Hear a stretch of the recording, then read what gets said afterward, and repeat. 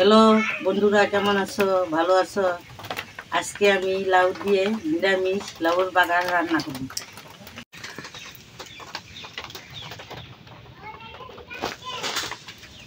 নাম লাউটা ছুলিরা কাজটা ধুয়ে চুলাই দিন।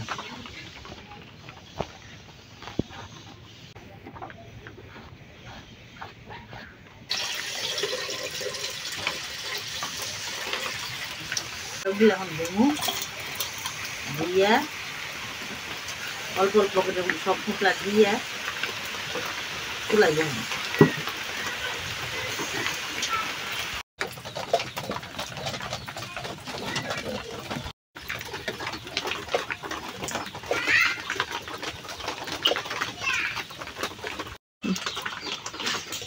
আমার নিরামিষ বাগারের ভিতরে প্রথম আমি একটু লবণ, অল্প একটু আদা রসুন,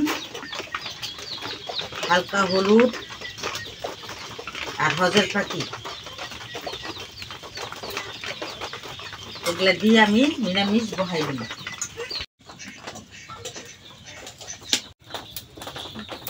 আমি পরিমাণ মতো অল্প অল্প করে মশলা দিয়া লবণ দিয়া একটু পানি দিয়া আমি কারি বহাই দিছি।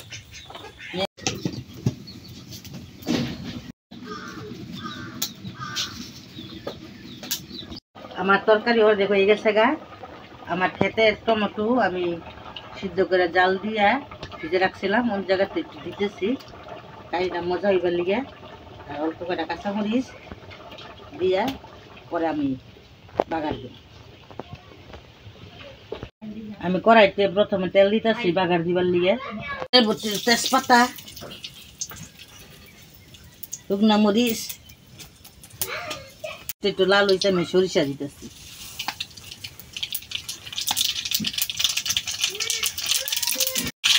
অল্প একটু রসুন কুচি করে আমি পেঁয়াজ কুচির লগে দিতেছি। লাউর বাগারে অল্প একটু তেঁতুলের টক দিতেছি, বাগারটা মজা লাগবার লিগে। তেঁতুলটা গুলাইয়া টক টক দিন খালি চোবা ফালাই দিন।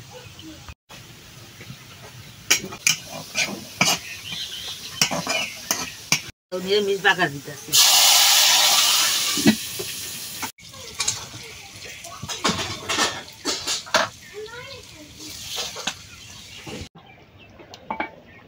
আমার লাউর বাগার রান্না শেষ। আমি অনেক তেঁতুলের টক দিতেছি অল্প একটু।